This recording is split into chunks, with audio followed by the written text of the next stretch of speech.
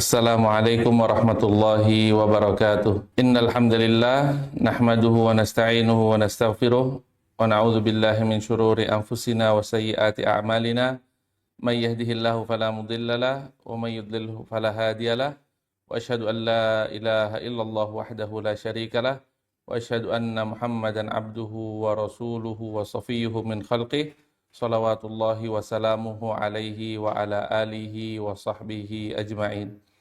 Jamaah sekalian yang dirahmati oleh Allah Subhanahu wa taala, insyaallah kita akan melanjutkan pada pagi hari ini sesi atau serial dari fikih pernikahan, yaitu yang akan kita bahas adalah bab al-muharramat fin nikah, atau siapa saja yang haram untuk dinikahi.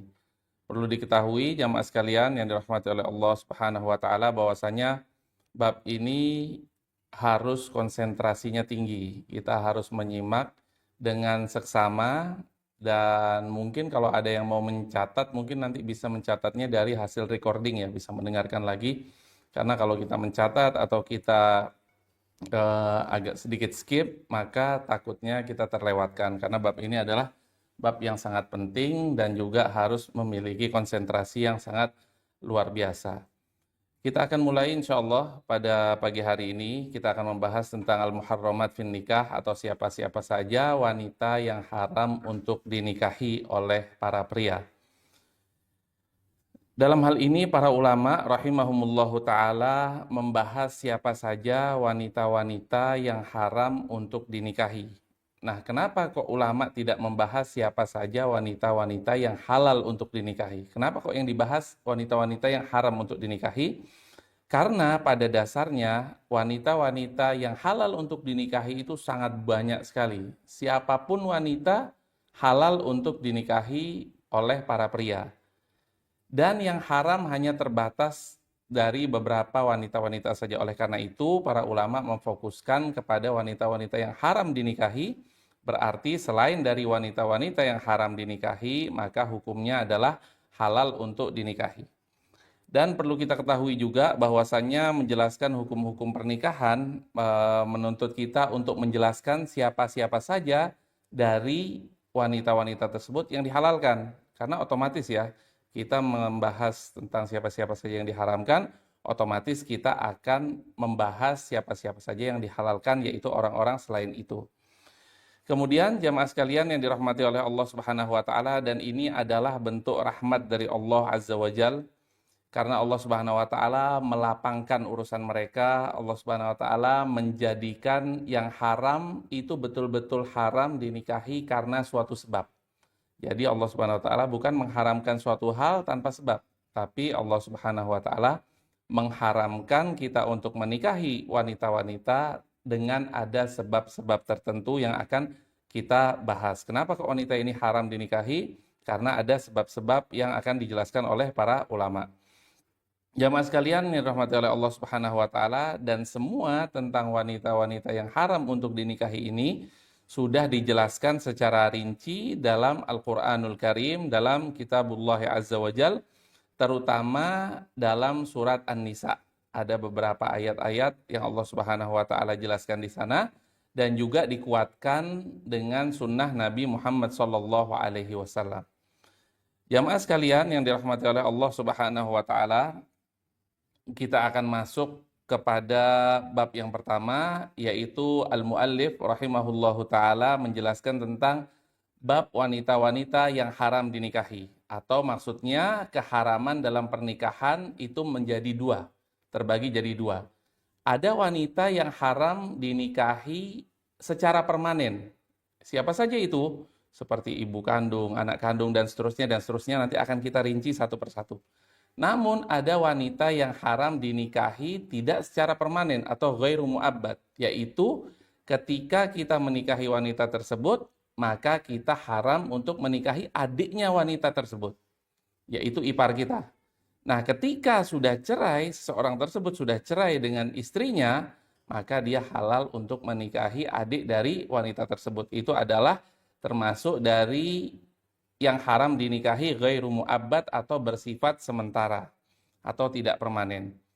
Adapun wanita-wanita yang Allah Subhanahu wa taala haramkan untuk dinikahi selama-lamanya, yaitu adalah yang karena sebab nasab atau sebab keturunan, dan yang kedua adalah sebab musyaharah atau sebab hubungan pernikahan. Apabila kita menikahi istri kita, maka secara otomatis ibu dari istri kita, yaitu mertua kita perempuan, haram untuk kita nikahi. Itu adalah salah satu termasuk dari hal yang dikatakan dalam al-musyaharah. Dan yang ketiga yang menjadi sebab diharamkan untuk kita nikahi adalah ar-radha' atau sesusuan. Jadi kita tidak boleh menikahi seorang wanita yang dia menyusu dengan ibu kita, karena itu adalah saudari kita, saudari sepersusuan. Dan akan kita bahas secara rinci insya Allah setelah ini. Jamaah sekalian yang dirahmati oleh Allah Subhanahu wa taala, semua wanita yang termasuk dalam kategori yang di atas tadi, yang bersifat permanen atau tidak boleh kita nikahi selama-lamanya, maka ia adalah mahram bagi kita. Apa maksudnya mahram bagi kita? Yaitu kita boleh duduk berduaan dengan orang tersebut atau wanita tersebut, berbicara dan lain sebagainya, dan kita boleh juga bersalaman karena dia merupakan mahram dari kita. Dan kita juga boleh menjadi mahram dia dalam bepergian. Contohnya adik kita perempuan mau pergi ke luar kota, suaminya sedang tidak bisa dan lain sebagainya, maka kita boleh menjadi mahram atau boleh bersafar berdua dengan dia. Dan jenis keharaman ini bukan hanya membuat haram untuk dinikahi saja, tapi juga menetapkan hubungan al-mahramiyah. Al-mahramiyah yaitu menjadi mahram. Kemudian jamaah sekalian yang dirahmati oleh Allah Subhanahu wa taala, kita sudah tahu tadi ya, keharaman yang bersifat permanen yaitu 3 hal. Pertama karena nasab, kedua karena musyaharah atau karena pernikahan, dan yang ketiga karena ar-radha' atau karena menyusui.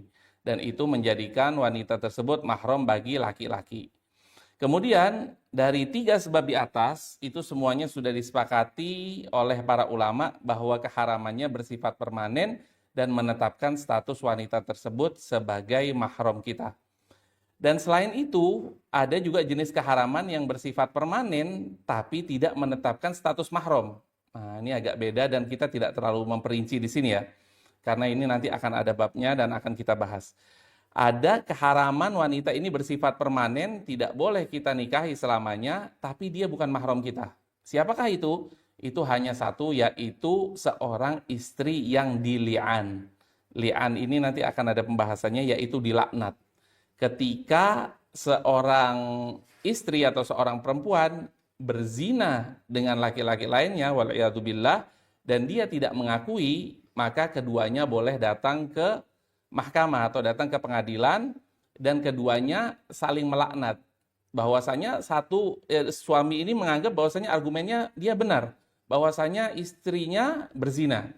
Tapi si istri juga punya argumen bahwasanya saya tidak berzina dengan laki-laki ini. Maka keduanya saling melaknat. Nah, dan setelah saling melaknat, maka keduanya harus dipisahkan oleh hakim dan tidak halal lagi untuk menikah, walaupun setelah wanita tersebut sudah dinikahi oleh orang lain tetap tidak boleh.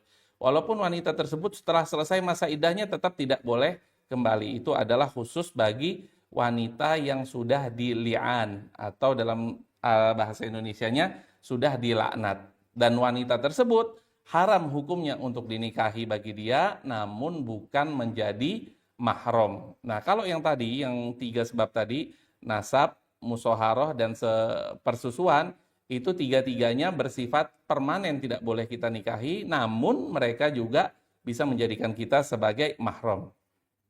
Oleh karena itu ada sebuah perkataan dari Al-Imam Az-Zuhri rahimahullahu ta'ala, telah berlaku sunnatullah dalam kasus li'an, bahwasanya keduanya, yaitu suami dan istri yang saling melaknat, keduanya dipisahkan dan tidak boleh kembali lagi untuk selama-lamanya. Jadi keharaman dalam li'an ini termasuk keharaman yang permanen, tetapi tidak menetapkan status mahramiyah atau mahram. Kemudian yang kedua, yaitu jenis keharaman kedua adalah keharaman yang tidak permanen atau ghairu mu'abbad. Apa yang dimaksud di sini? Yaitu keharaman yang dibatasi oleh waktu. Keharaman yang dibatasi oleh waktu atau oleh sebab tertentu yang ditetapkan oleh syariat Allah Azza wa Jalla. Oleh karena suatu sebab, Dan ketika sebab tersebut sudah hilang, maka wanita tersebut boleh dinikahi oleh pria tersebut.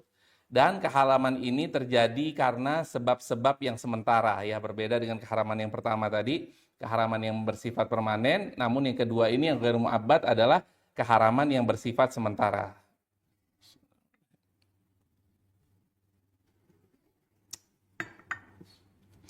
Ya, kita masuk kepada keharaman yang bersifat tidak permanen, ya, atau ghairu mu'abbad. Yang pertama yaitu larangan menikahi kedua wanita yang masih memiliki status hubungan mahram. Seperti apa? Seperti haramnya menggabungkan antara dua saudari kandung dalam satu pernikahan. Sebagaimana firman Allah Azza wa Jal, wa anta jama'u bainal ukhtaini illa ma qad salaf, dan dilarang untuk menggabungkan antara kedua saudari kecuali di pernikahan-pernikahan sebelum Islam. Jadi pernikahan sebelum Islam itu ada seseorang menikahi kakak dan adiknya secara bersamaan.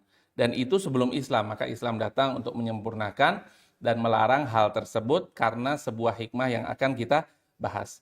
Jadi di dalam surat An-Nisa tadi Allah Subhanahu wa taala menjelaskan, dan diharamkan bagi kalian untuk mengumpulkan antara dua saudari dalam sebuah pernikahan. Jadi kita tidak boleh, ya, menikahi ipar kita selama istri kita masih menjadi istri kita.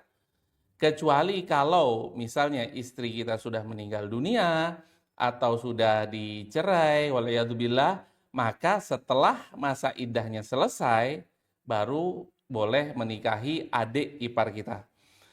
Kemudian di dalam Al-Quran tersebut Allah Subhanahu wa taala sudah menjelaskan, wa anta jama'u bainal ukhtaini illa ma qad salaf, tidak boleh kita untuk menggabungkan antara dua bersaudara kecuali yang sudah lalu.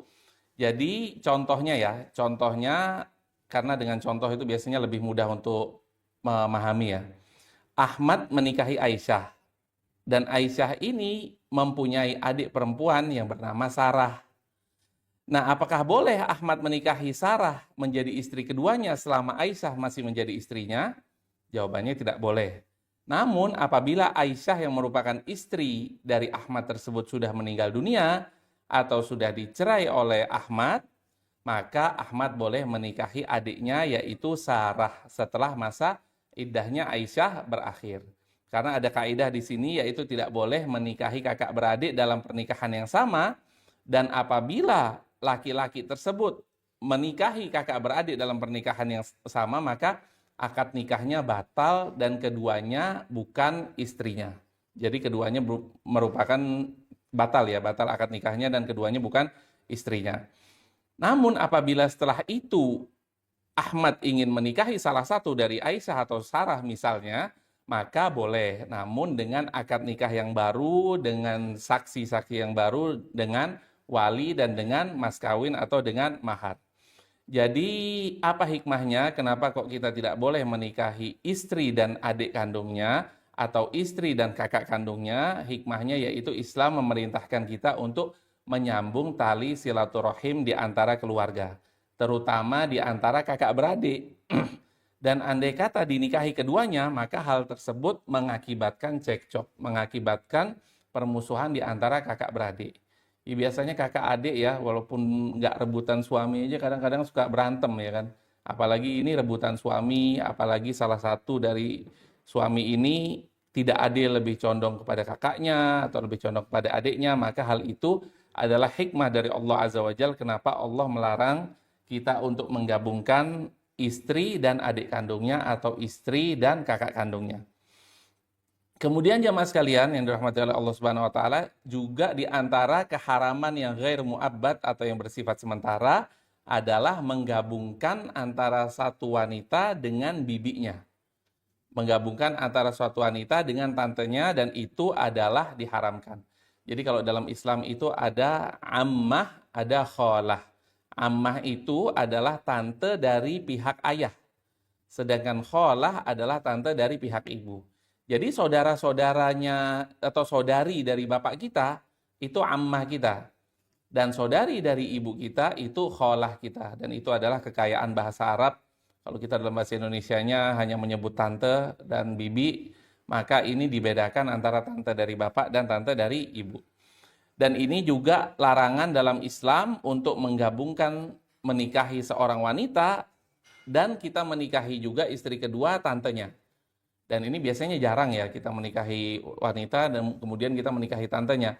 Berarti yang tidak boleh juga kita menikahi wanita dan kita menikahi keponakannya.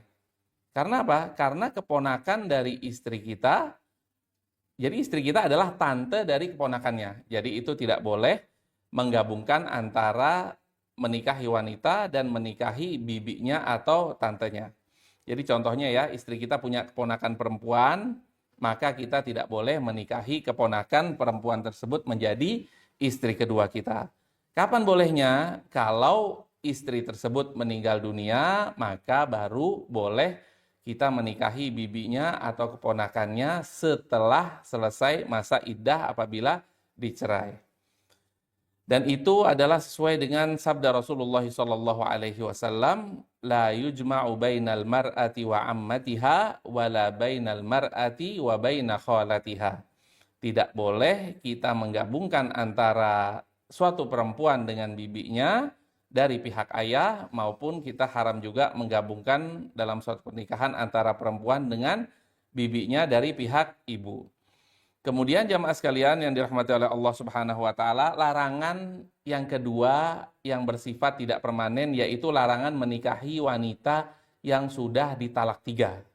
Nah, misalnya seseorang laki menikahi perempuan dan dia sudah mentalak wanita tersebut sebanyak 3 kali, tentunya nanti ya kita akan membahas masalah pertalakan ya. Setelah 3 kali maka dilarang atau hukumnya tidak boleh untuk menikahi wanita tersebut lagi. Sampai kapan? Sampai wanita tersebut dinikahi oleh laki-laki lain dan digauli atau hubungan biologis dengan laki-laki tersebut dan dicerai oleh laki-laki tersebut dan selesai masa iddahnya dari laki-laki tersebut, maka ketika itu baru seorang suami boleh kembali kepada istri yang sebelumnya. Jadi keharaman ini tidak bersifat permanen namun bersifat sementara. Kemudian di antara berikutnya, di antara keharaman yang tidak bersifat permanen yaitu larangan menikahi wanita kafir atau wanita kafir. Tidak halal bagi seseorang pria untuk menikahi wanita kafir kecuali yang Allah Subhanahu wa taala kecualikan yaitu ahlul kitab. Siapa ahlul kitab itu? Yaitu wanita-wanita Nasoro dan wanita-wanita Yahudi. Wanita Nasrani dan wanita Yahudi boleh dinikahi oleh kaum muslimin. Kenapa kita katakan tidak bersifat permanen? Karena kalau wanita tersebut, wanita kafir tersebut masuk Islam, berarti dia sudah tidak haram lagi bagi kita. Berarti dia sudah halal bagi kita karena dia sudah masuk ke dalam Islam. Oleh karena itu dikategorikan di sini sebagai wanita yang tidak permanen, yaitu haram dinikahi sementara. Karena Allah Subhanahu wa taala menjelaskan di dalam surat Al-Baqarah, "Wala tankihul musyrikati hatta yu'minna." Dan janganlah kalian menikahi wanita-wanita musyrik kecuali mereka setelah beriman kepada Allah Subhanahu wa taala. Kemudian yang keempat yaitu dilarang kita untuk menikahi wanita pezina atau wanita zaniyah yang suka berzina dan selalu ya maksudnya berzina secara terus-menerus. Hal ini tidak halal bagi seorang mukmin untuk menikahi wanita pezina yang masih dikenal sering berbuat zina. Dan menurut pendapat terkuat para ulama, sampai ia bertaubat dari zinanya. Jadi kalau ada seseorang ingin menikahi wanita yang terkenal, dia misalnya PSK, waliyadzubillah, atau dia sering berzina sana-sini dan lain sebagainya, maka tidak boleh seorang mukmin yang mana merupakan tidak sekufu pastinya ya, dia orang mukmin, dia orang taat dan lain sebagainya, dan dia menikahi wanita pezina. Dan ini dilarang sesuai dengan firman Allah Subhanahu wa taala dalam surat An-Nur, "Az-zani la yankihu illa zaniyatan aw musyrikah." Laki-laki tukang zina atau laki-laki yang suka berzina, dia tidak boleh menikah kecuali dengan wanita pezina atau musyrikah atau wanita yang tidak beriman kepada Allah Subhanahu wa taala. Wa zaniyatu la yankihuha illa zanin aw musyrik. Dan wanita pezina tidak dinikahi kecuali oleh laki-laki pezina atau laki-laki yang tidak beriman kepada Allah Subhanahu wa taala. Wa hurrima dzalika 'alal mu'minin, dan orang-orang yang beriman diharamkan untuk menikahi wanita pezina tersebut. Kemudian yang kelima di antara yang haram untuk dinikahi secara permanen yaitu larangan menikahi budak wanita atau amah bagi laki-laki merdeka. Nah, sekarang mungkin tidak ada perbudakan, tapi nggak apa-apa kita bahas sedikit. Kita tidak boleh menikahi budak wanita atau amah bagi laki-laki merdeka. Jadi, perempuan yang merupakan budak dinikahi oleh laki-laki yang merupakan budak. Karena tidak sekufu apabila dinikahi oleh laki-laki yang merdeka. Dan kecuali, ada pengecualiannya. Pengecualiannya apabila seorang laki-laki merdeka tersebut tidak mampu untuk menikahi wanita merdeka. Biasanya wanita merdeka itu kan maharnya tinggi dan lain sebagainya, berbeda dengan budak yang biasanya maharnya tidak terlalu tinggi. Apabila dia tidak mampu dan dia takut sekali terjerumus dalam perzinaan, maka dalam saat ini Allah Subhanahu wa taala memperbolehkan dia untuk menikahi amah tersebut atau budak atau hamba sahaya dari wanita. Kita tidak usah terlalu lama membahas itu karena sekarang sudah tidak ada hamba sahaya. Nanti kita akan bahas di pertemuan-pertemuan berikutnya. Kemudian yang keenam di antara wanita yang haram untuk dinikahi yaitu larangan karena jumlah istri. Nah, kita maksimal mempunyai jatah untuk memperistri 4 orang wanita saja. Dan kita tidak boleh menikah lebih dari 4, yaitu menikahi 5 wanita dan lain sebagainya, itu dilarang dalam agama. Kecuali yang satunya sudah dicerai, misalnya dia punya 4 istri. Kemudian dia ingin memperistri yang kelima, maka tidak boleh. Kecuali salah satunya sudah diceraikan dan sudah selesai masa iddahnya. Kenapa harus selesai masa iddahnya? Karena selama masa iddah dia tetap istrinya. Nah, jadi nggak boleh ya seseorang menikahi perempuan yang kelima dikala istrinya masih dalam masa iddah. Jadi kalau istrinya dalam masa iddah, dia menikah lagi, otomatis dia mempunyai 5 istri dan itu hukumnya haram. Karena Allah Subhanahu wa taala sudah menjelaskan fankihu ma taba lakum minan nisa mathna wa thulatha wa ruba. Dan nikahilah siapa-siapa yang kau kehendaki dari perempuan 2, 3 atau 4. Fa in khiftum alla ta'dilu fawahidah. Kalau kalian takut untuk tidak bisa berbuat adil, maka nikahlah hanya dengan 1 wanita tersebut. Au ma malakat aymanukum, atau budak-budak atau hamba-hamba sahaya yang kita miliki. Kemudian jemaah sekalian yang dirahmati oleh Allah Subhanahu wa taala, Al-Muallif rahimahullahu taala menjelaskan bab tentang wanita-wanita yang haram dinikahi. Dan beliau menyebutkan permasalahan dan hukum yang berkaitan dengan siapa saja wanita yang Allah Subhanahu wa taala haram untuk menikahinya. Jadi hukum asal sesuatu yang diharamkan oleh Allah Subhanahu wa taala yaitu apabila kita menjauhi dari sesuatu haram tersebut, maka kita akan mendapatkan pahala dari Allah Subhanahu wa taala. Dan apabila kita melakukan sesuatu yang diharamkan, maka kita berdosa dan diancam mendapatkan adab dari Allah Subhanahu wa taala. Sekarang kita akan bahas ya di antara yang 3 tadi. Yang pertama nasab, yang kedua musyaharah, yang ketiga rodha. Yang pertama nasab atau keturunan. Siapa saja wanita-wanita yang haram kita nikahi menurut sebab keturunan. Allah Subhanahu wa taala telah menjelaskan di dalam Al-Qur'anul Karim, dalam surat An-Nisa, Allah Subhanahu wa taala berfirman, "Hurrimat 'alaikum ummahatukum wa banatukum wa akhwatukum wa ammatukum wa khalatukum wa banatul akhi wa banatul ukht." Kita akan rincikan satu persatu. Diharamkan atas kalian untuk menikahi ibu-ibu kalian atau ibu kandung, anak-anak perempuan kalian, saudari-saudari kalian, bibi-bibi kalian atau tante-tante dari pihak ayah, bibi-bibi kalian atau tante-tante dari pihak ibu, anak-anak perempuan dari saudara laki-laki dan saudara perempuan. Siapa anak-anak perempuan dari saudara laki-laki? Keponakan. Keponakan kita, baik dari saudara kita yang laki atau saudara kita yang perempuan. Keponakan kita dari mereka berdua haram dinikahi. Dan itu adalah 7 golongan yang diharamkan oleh Allah Subhanahu wa taala untuk dinikahi secara permanen. Yaitu siapa saja? Ibu, anak perempuan, saudari-saudari kita, bibi dari pihak ayah, bibi dari pihak ibu, anak perempuan dari saudara kita, yaitu keponakan dari saudara laki-laki dan keponakan dari saudari kita yang perempuan. Mereka itu diharamkan semua karena sebab nasab atau karena sebab keturunan. Jadi arti dari nasab ini adalah penyandaran ya, atau keterkaitan. Jadi kita satu nasab dengan dia, kita mempunyai keterkaitan yang sama.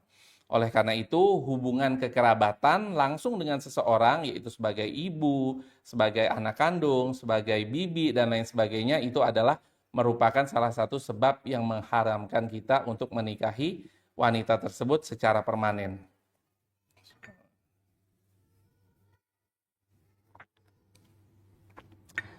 Kita akan bahas satu-satu insya Allah. Yang pertama yaitu ibu. Ibu, kita tahu sama-sama ibu adalah yang mengandung kita dan yang melahirkan kita. Jadi siapapun itu wanita yang melahirkan kita, baik secara langsung maupun melalui perantara, itu haram kita nikahi. Apa maksudnya melalui perantara? Wallahu a'lam, ini ada juga pembahasan suatu ulama. Apabila seseorang tidak bisa punya anak atau rahimnya istri bermasalah, maka laki-laki menyalurkan spermanya, istri menyalurkan sel telurnya, terus nitip di rahimnya orang lain. Nah, ibu yang mana yang tidak boleh dinikahi? Wallahu a'lam, kalau kita mengambil kehati-hatian, maka keduanya. Ibu yang mempunyai sel telur dan ibu yang sebagai tempat rahim tersebut. Itu keduanya tidak boleh dinikahi, wallahu a'lam. Dan siapa juga yang dimaksud dengan perantara? Yaitu kita haram untuk menikahi ibu kita, dan kita haram untuk menikahi ibunya ibu kita. Begitu juga ke atas, ibunya ibu kita. Jadi kita haram untuk menikahi ibu kita haram untuk menikahi nenek kita. Baik dari nenek sebapak atau nenek seibu, semuanya haram untuk dinikahi.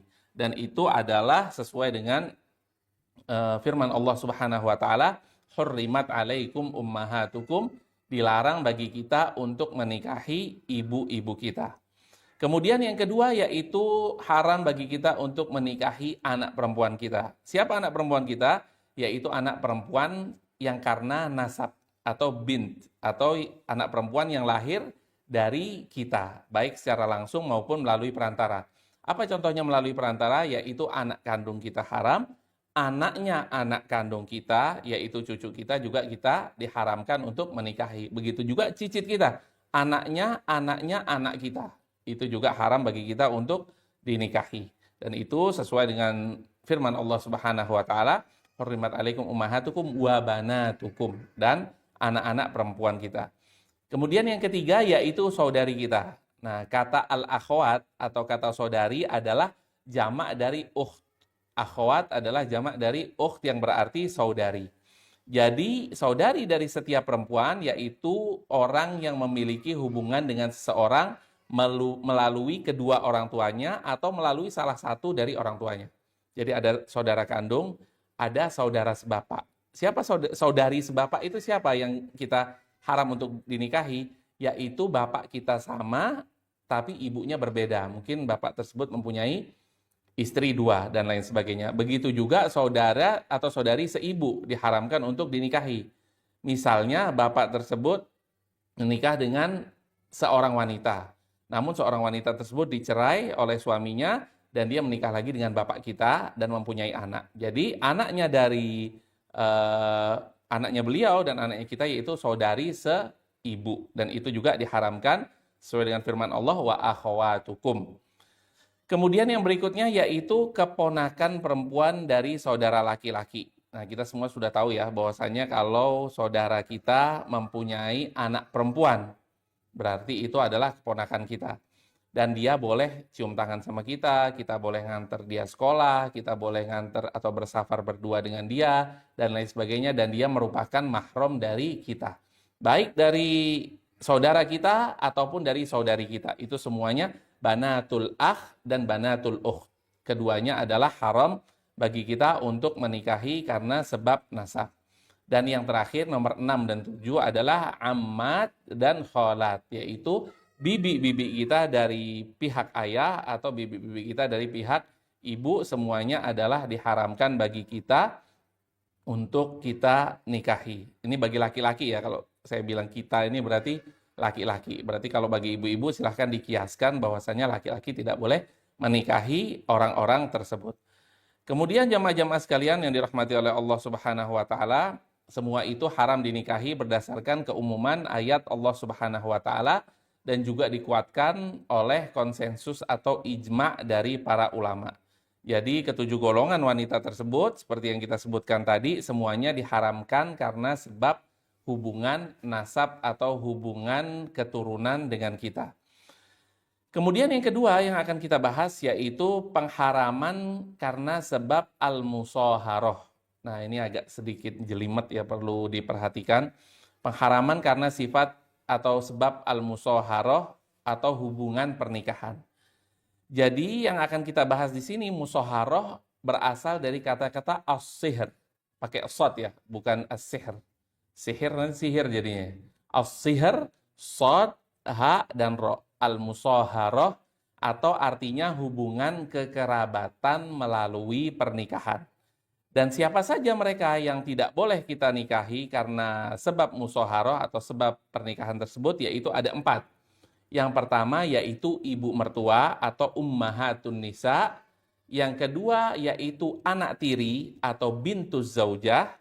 Yang ketiga yaitu istri dari ayah. Oh, istri dari ayah, siapa ini? Istri dari ayah kan ibu kita? Bukan. Istri dari ayah kalau ayah mempunyai istri lebih dari 1. Zaujatul ab. Itu dilarang juga untuk dinikahi. Dan yang nomor 4 adalah istri dari anak laki-laki. Zaujatul abna. Siapa ini? Mantu. Menantu kita, yaitu haram untuk kita nikahi. Kita akan bahas satu-satu. Beliau rahimahullah ta'ala menjelaskan dan diharamkan atas kalian ibu-ibu dari istri kalian atau ummahatun nisa. Maksudnya apa? Yaitu setiap wanita yang melahirkan istri kita atau yang kita biasa sebut dengan ibu mertua, itu haram hukumnya untuk dinikahi. Begitu juga ibunya istri. Nah kalau ibunya istri kan mertua ya. Tapi ibunya atau neneknya istri dari pihak ayah maupun dari pihak ibu semuanya termasuk dalam kategori yang haram untuk dinikahi. Apa dalilnya? Dalilnya firman Allah Subhanahu wa taala dalam surat An-Nisa, wa ummahatun nisaikum. Jadi tadi ya lanjutan dari ayat tadi, hurrimat alaikum ummahatukum dan seterusnya sampai wa ummahatun nisaikum dan ibu dari istri-istri kalian. Dan keharaman ini berlaku langsung setelah akad nikah. Meskipun belum terjadi hubungan suami istri atau hubungan biologis di antara kita dengan istri kita. Contohnya gimana? Contohnya kita baru akad nikah dengan walinya istri kita ya. Qabiltu nikahaha dan seterusnya sampai terakhir saya terima nikahnya. Maka setelah itu, sedetik setelah itu, maka ibu dari istri haram untuk kita nikahi. Walaupun hanya dengan akad. Nah, berbeda dengan sebaliknya. Sebaliknya misalnya, seseorang menikahi seorang janda dan dia setelah qabiltu dan lain sebagainya, dia ketemu dengan janda tersebut yang sudah menjadi istrinya. Dan ternyata janda tersebut mempunyai anak yang umurnya 18 tahun. Lebih cantik, lebih muda, dan lain sebagainya. Bolehkah seseorang untuk menikahi anak tersebut? Jawabannya adalah boleh. Selama dia belum berhubungan biologis dengan ibu tersebut. Nah, dan inilah perbedaannya. Kenapa hikmahnya seperti itu nanti akan kita jelaskan. Jadi itulah salah satu dari yang tidak boleh kita nikahi, yaitu ibu mertua, walaupun kita baru akad nikah saja dengan istri. Baru qabiltu saja dengan istri, maka otomatis detik itu juga haram bagi kita untuk menikahi ibu dari istri. Kita boleh berduaan, kita langsung boleh cium tangan dengan ibu mertua, kita boleh bersafar berdua, kita boleh gonceng ibu mertua kita naik sepeda motor dan lain sebagainya. Jadi itu gambarannya ya, atau contohnya ya. Misalnya Ahmad melamar Maryam. Dan ternyata setelah akad nikah, ketemulah Ahmad dengan ibunya Maryam. Terus Ahmad bilang begini, wah ternyata ibunya masih muda ya. Ibunya lebih cantik nih daripada anaknya.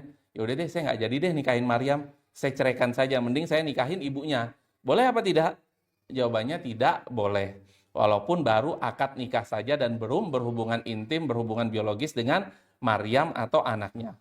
Namun sebaliknya, seperti yang kita sudah sebutkan tadi, ada yang haram dinikahi karena sudah digauli, dan ada yang haram dinikahi karena belum digauli. Jadi contoh gambaran kasusnya, yaitu Ahmad melamar janda yang bernama Maryam, dan setelah terjadinya akad nikah, ketemulah Ahmad dengan Maryam, dan Maryam bawa anak perempuannya. Seperti yang sudah kita sebutkan tadi, ternyata putrinya lebih muda, lebih cantik, dan lain sebagainya. Maka ketika itu Ahmad menceraikan ibunya, yaitu yang merupakan janda tersebut. Dan apakah boleh Ahmad untuk menikahi putri dari Maryam? Jawabannya adalah boleh setelah masa iddah ibunya selesai. Tapi kira-kira mungkin nggak ya? Kayaknya nggak mungkin ya. Tapi ya nggak apa-apa kita bahas, karena memang banyak dari permasalahan-permasalahan fikih ini yang tidak terbesit dalam pikiran kita, namun semuanya sudah dibahas oleh para ulama, oleh para ahli fikih.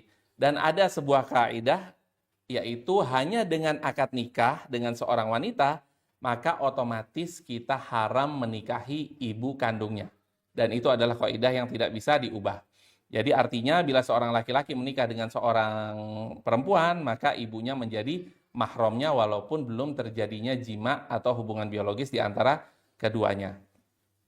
Kemudian jamaah sekalian yang dirahmati oleh Allah Subhanahu wa taala, yang berikutnya yaitu halailul aba.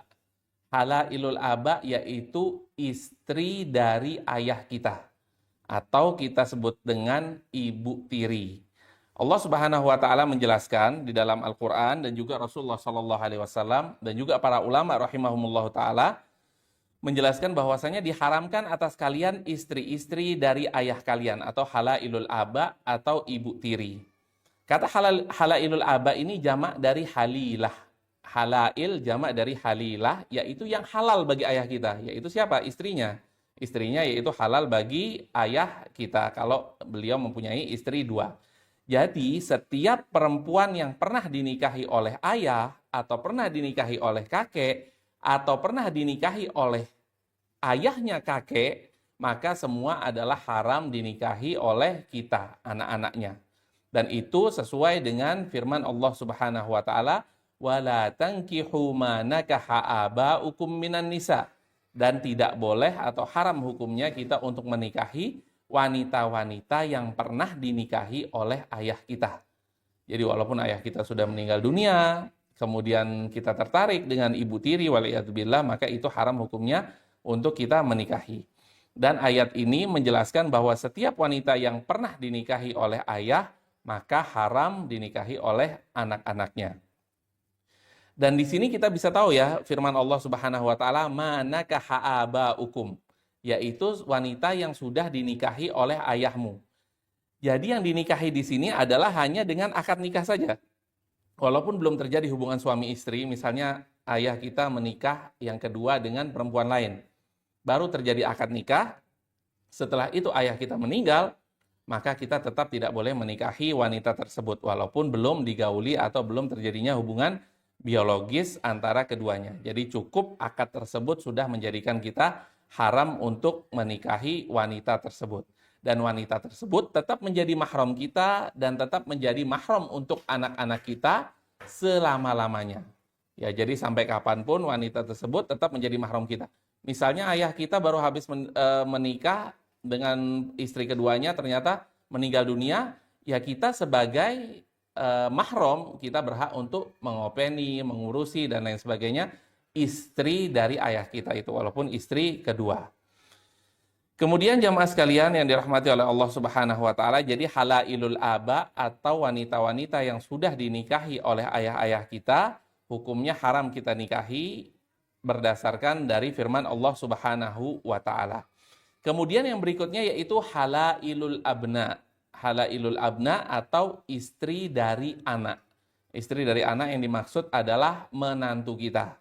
Nah, jadi walaupun kita ada tertarik waliyadzubillah dengan menantu perempuan kita atau istri dari anak kita, walaupun sudah baru hanya sedang akad nikah saja, setelah akad maka tetap dia tidak boleh dinikahi. Dan ini beliau rahimahullah ta'ala menjelaskan, dan diharamkan atas kalian istri-istri dari anak kalian atau menantu kalian haram untuk dinikahi. Dan ini termasuk dari yang ketiga ya, dari yang ketiga tadi, yaitu yang haram dinikahi melalui sebab al-musaharah, orang ketiga dari jenis kedua, atau yang haram dinikahi berdasarkan al-musaharah atau hubungan pernikahan. Jadi begitu anak kita mengadakan akad nikah dengan seorang wanita, maka wanita tersebut langsung haram dinikahi oleh ayahnya. Jadi kita bisa langsung gonceng menantu kita yang perempuan, misalnya dia butuh sesuatu, kita bisa bersalaman dengan menantu kita perempuan, kita bisa duduk ngobrol berdua dengan menantu kita perempuan setelah akad nikah anak kita dengan istrinya. Dan ini sesuai dengan dalil Allah Subhanahu wa taala yang Allah Subhanahu wa taala firmankan wa halailu abnaikum alladzina min aslabikum, dan diharamkan atas kalian istri-istri dari anak kandung kita. Kenapa dikatakan min aslabikum atau anak kandung kita? Dan ini adalah penekanan dari Allah Subhanahu wa taala bahwasanya yang diharamkan adalah menantu dari anak kandung, bukan menantu dari anak angkat. Karena pada zaman dahulu sampai zaman sekarang juga ada namanya anak bint tabanni atau anak angkat. Dan istri dari anak angkat hukumnya tidak haram bagi kita untuk menikahinya apabila setelah diceraikan.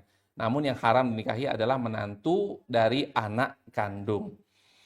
Kemudian jamaah sekalian yang dirahmati oleh Allah Subhanahu wa taala, kemudian yang berikutnya adalah anak tiri dari istri yang telah digauli. Nah, ini ada yang perlu digarisbawahi, istri yang telah digauli. Apa maksudnya?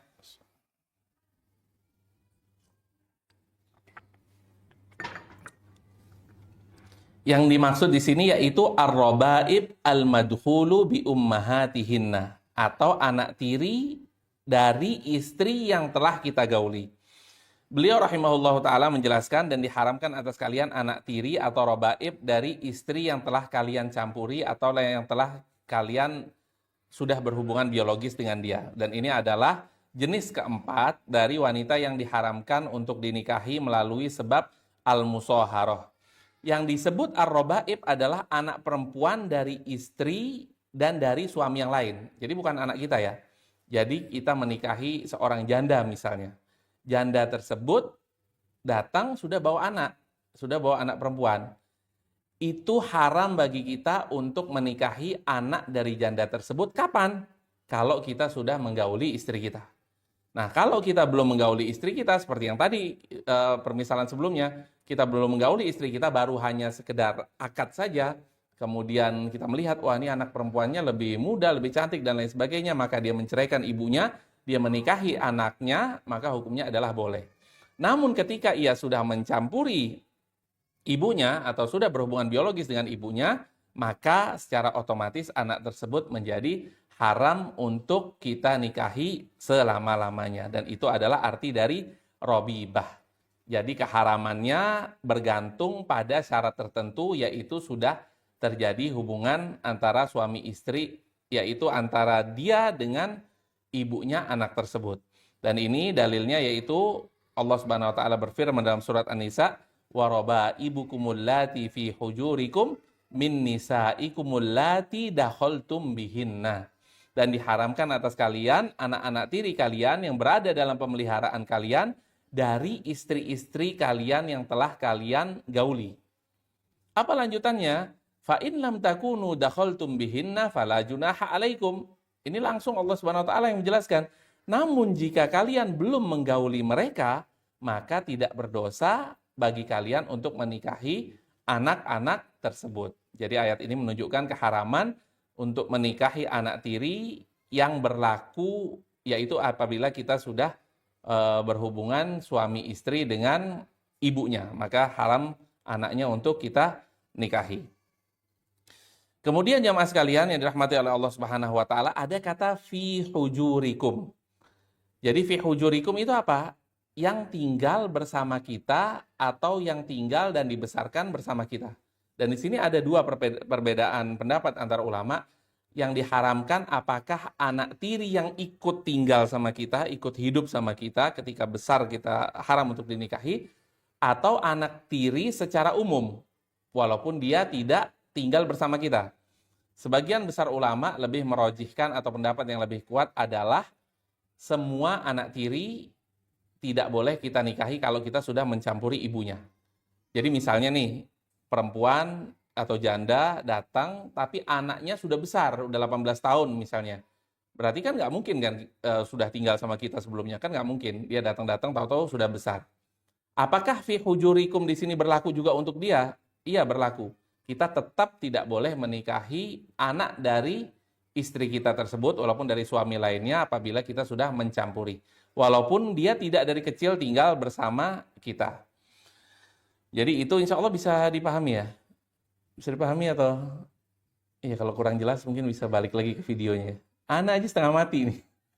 Ana aja setengah mati ngulangin lagi. Jangan sampai kita menjelaskan kemudian salah kan.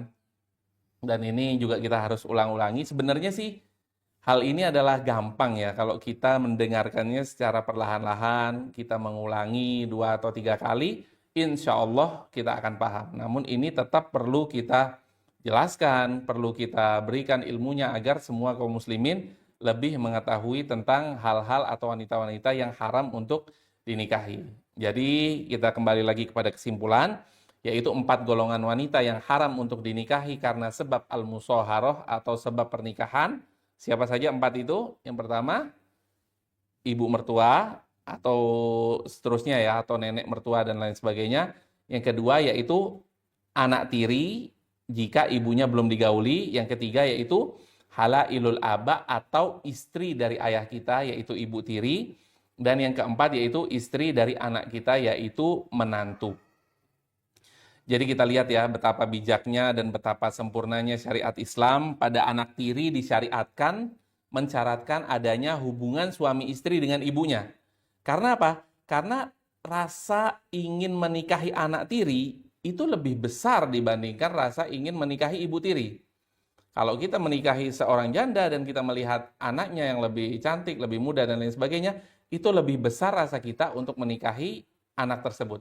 Dibandingkan sebaliknya, kalau kita menikahi seorang wanita, terus kita melihat ibunya, biasanya kita nggak terlalu setertarik itu ya untuk menikahi ibunya. Dan ini adalah kesempurnaan dan kebijakan yang Allah Subhanahu wa Ta'ala yang maha bijak memberikan hal tersebut, tentunya dengan adanya hikmah. Di antara hikmahnya yaitu ketika seorang pria ingin menikahi seorang perempuan dan ternyata ia tidak menjadi menikah dan dia lebih tertarik kepada ibunya wanita tersebut, maka anak tersebut ini yang nggak jadi kita nikahi karena kita lebih tertarik sama ibunya, pasti cemburunya tinggi.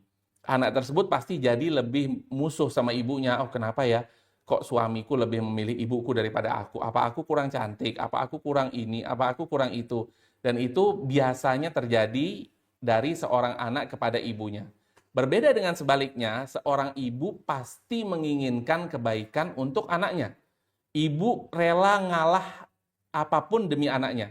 Kalau seseorang tersebut sudah menikahi janda tersebut dan ternyata orang itu lebih tertarik bagi anaknya, maka ibu tersebut lebih rela untuk mengalah demi anaknya. Ya udah nggak apa-apa nikahi anak saya saja.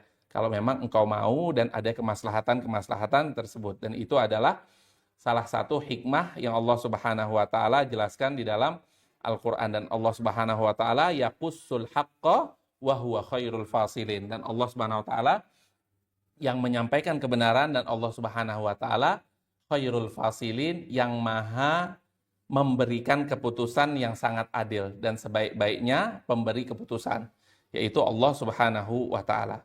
Dan yang ketiga kita akan bahas mengenai sebab persusuan, mungkin tidak terlalu panjang ya. Yaitu diharamkan bagi kita untuk menikahi apa-apa yang menyebabkan persusuan tersebut. Jadi contohnya apa? Nanti kita akan bahas contohnya ya. Dan ini adalah jenis ketiga yang akan kita bahas yang haram bagi kita laki-laki untuk menikahi wanita-wanita tersebut. Yang pertama sebab nasab, yang kedua sebab musaharah atau sebab pernikahan, dan yang ketiga adalah sebab ar-radha' atau sebab sepersusuan. Beliau rahimahullahu ta'ala menjelaskan diharamkan karena sebab persusuan apa yang diharamkan karena sebab nasab. Yahrumu minar radha' ma yahrumu minan nasab. Nah contohnya apa? Wanita-wanita yang haram dinikahi karena nasab, tadi kan ada 7 ya. Dan kemudian yang dinikahi karena musaharah ada 4. Dan kemudian berapa yang akan haram dinikahi dengan sebab persusuan? Nah kita akan bahas sekarang. Allah Subhanahu wa Ta'ala menjelaskan dalam surat An-Nisa, wa ummahatukumul lati arda'nakum wa akhawatukum minar radha'ah. Jadi lanjutan dari ayat tadi, hurrimat alaikum diharamkan atas kalian ibu-ibu yang telah menyusui kalian. Jadi ibu susu haram untuk dinikahi. Wa akhawatukum minar radha'ah, dan saudara-saudara perempuan kalian dari sepersusuan.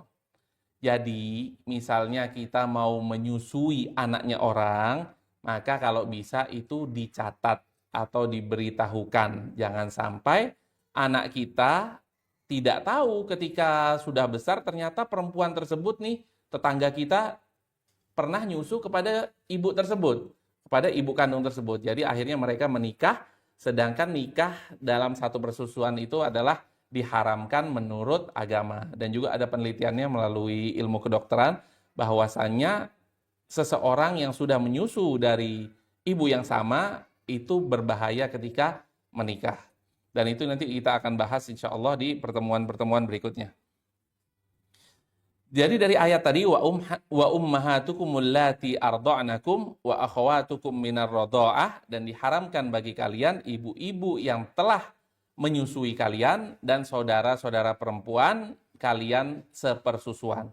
Jadi ayat ini menunjukkan pengharaman dari dua arah ya, yaitu yang berasal dari ibu dan yang berasal dari anak. Ibunya tidak boleh kita nikahi, yaitu yang menyusui kita. Anaknya dari ibu tersebut juga tidak boleh kita nikahi karena saudara kita sepersusuan. Maka daripada itu, ibu susu hukumnya haram dinikahi sebagaimana rincian yang telah dijelaskan dalam pembahasan ibu dari nasab. Kemudian begitu juga anak perempuan dari susuan, saudara perempuan dari susuan, keponakan perempuan dari susuan, baik dari pihak saudara laki-laki atau dari saudara perempuan, bibi dari susuan, yaitu dari pihak laki-laki dan dari pihak perempuan, semuanya haram. Jadi gini gampangannya. Yahrumu minar radha' ma yahrumu minan nasab. Diharamkan bagi kita untuk menikahi saudara sesusuan sama persis seperti yang diharamkan bagi kita untuk menikahi perempuan-perempuan yang satu keturunan atau satu nasab. Ibu nggak boleh kita nikahi, ibu susu nggak boleh kita nikahi. Anak nggak boleh kita nikahi, anak dari ibu susu nggak boleh kita nikahi. Bibi tidak boleh kita nikahi, bibi dari sepersusuan juga tidak boleh kita nikahi. Jadi jumlahnya semua sama, yaitu 7.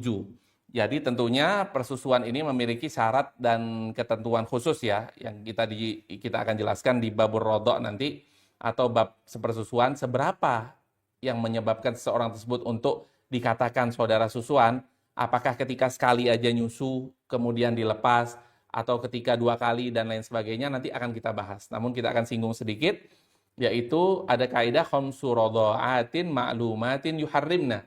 Ketika dia sudah menyusu kepada seorang wanita sebanyak 5 kali, maka itu sudah membuat dia menjadi mahram. Sebanyak 5 kali maksudnya bagaimana? Ketika dia menyusu kepada seorang wanita, dan anak tersebut yang melepas. Anak tersebut yang melepas karena dia ketiduran kah, atau karena dia pengen ganti susu kanan atau susu kiri dan lain sebagainya, itu jumlahnya 5 kali. Setelah 5 kali, maka dia menjadi saudara sepersusuan atau menjadi anak susu dan seterusnya dan seterusnya. Kalau nyusunya cuma 1 kali, karena memang ketika itu sangat-sangat lapar, ibunya lagi di dapur atau lagi di kamar mandi, nyusu sekali, kemudian lepas, maka itu tidak menjadikan saudara sepersusuan. Yaitu kaidahnya dalam agama Islam, yaitu 5 kali. Khamsu radha'atin ma'lumatin yuharrimna.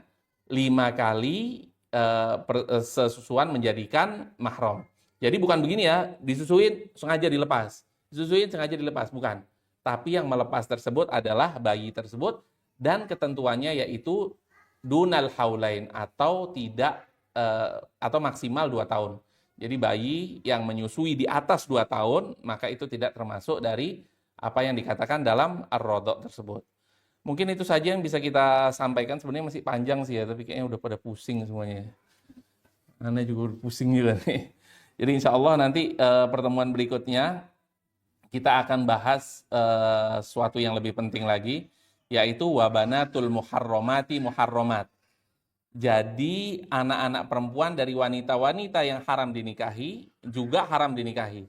Nah itu agak panjang sedikit, kita akan jelaskan di pertemuan-pertemuan berikutnya. Silahkan kalau ada pertanyaan setelah ini. Barakallahu fikum. Semoga semuanya bisa dapat dipahami. Kalau ada yang kurang penjelasannya bisa diulangi lagi dari awal video karena semuanya di-record di sini, alhamdulillah.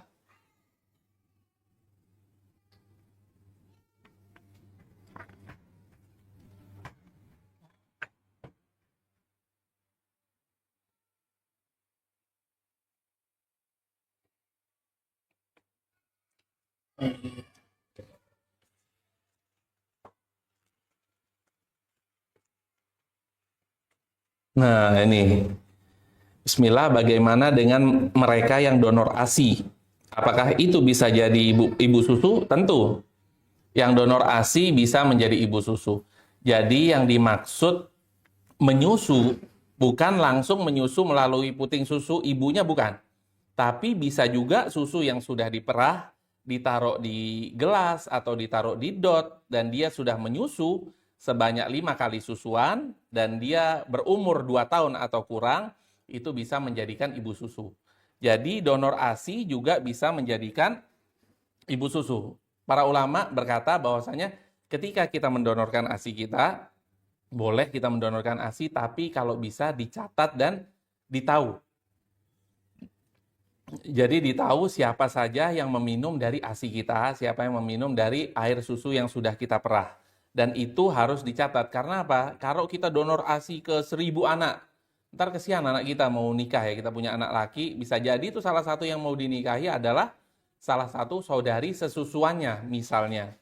Dan bahkan waliyadzubillah kemungkinan terjadi penyakit dan lain sebagainya juga besar karena dia sudah menikahi saudari sesusuannya. Tentunya itu juga dilarang dalam agama ya.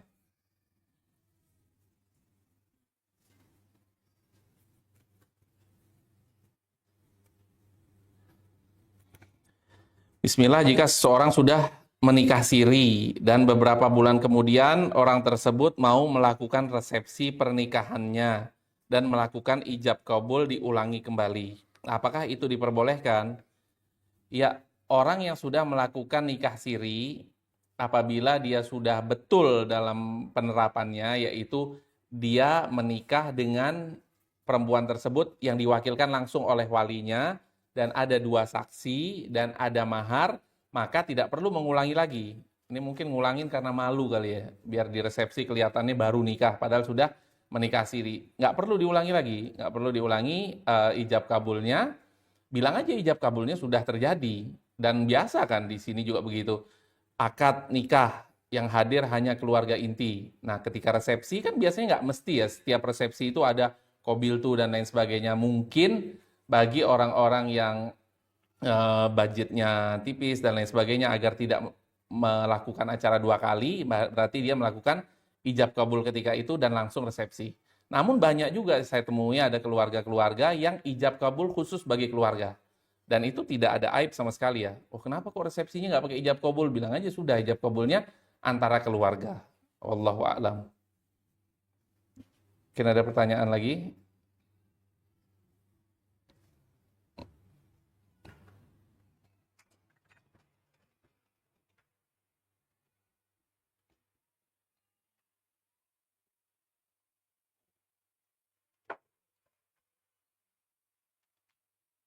Dari ibu.